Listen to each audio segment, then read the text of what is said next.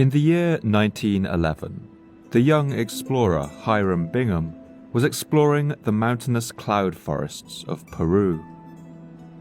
He was chasing a rumor that had been circulating for many years, a rumor that an entire lost city might lie somewhere high in the Peruvian Andes, in a valley known as Urubamba.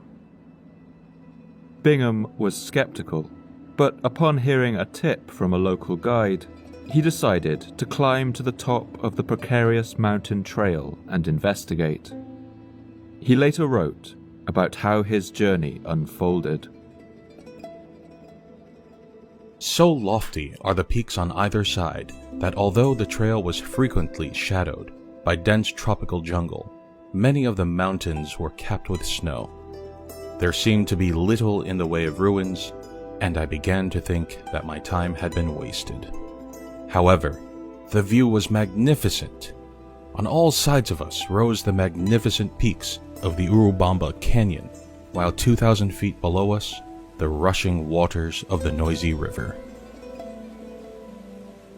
Bingham climbed a little higher, hacking through the dense forest and fighting off the effects of altitude sickness that would often creep up on travelers in the high passes of the Andes.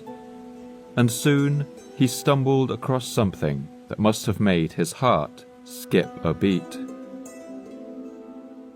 Presently, we found ourselves in the midst of a tropical forest, beneath the shade of whose trees we could make out a maze of ancient walls, the ruins of buildings made of blocks of granite, some of which were beautifully fitted together in the most refined style of Inca architecture.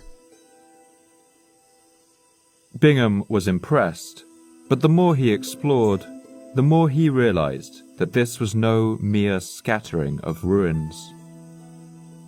A few roads farther along, we came to a little open space on which there were two splendid temples or palaces.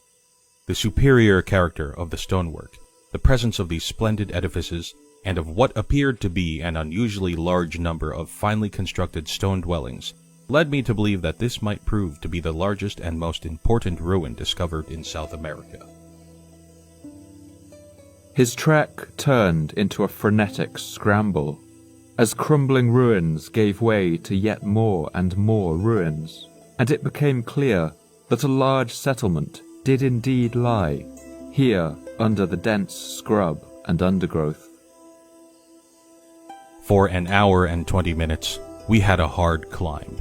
A good part of the distance we went on all fours, sometimes holding on by our fingernails. Here and there, a primitive ladder made from the roughly notched trunk of a small tree was placed in such a way as to help one over what might otherwise have been an impassable cliff. The heat was excessive. The ruins that Bingham had discovered were the remains of a royal estate, of the kings of a people known as the Inca. It had lain completely abandoned for nearly 4 centuries on top of the craggy peaks of the Urubamba Valley. Today, it is one of the most recognizable and distinctive ruined places in the world, and it is known as Machu Picchu. It had once been an outpost of an empire that stretched right across the continent of South America and formed its most extensive and sophisticated civilization, an empire that had tamed one of the most hostile environments on Earth. As Bingham explored the overgrown ruins over the following weeks and months, clearing away the vegetation that rolled over these ancient walls, he must have asked himself, how had the people of this region built such a mighty fortress in the clouds? How had this great city gone undiscovered for so many centuries, and with no signs of war or destruction on it?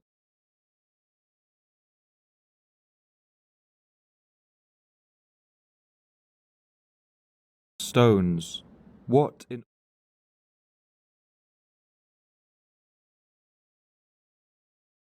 all the world had happened?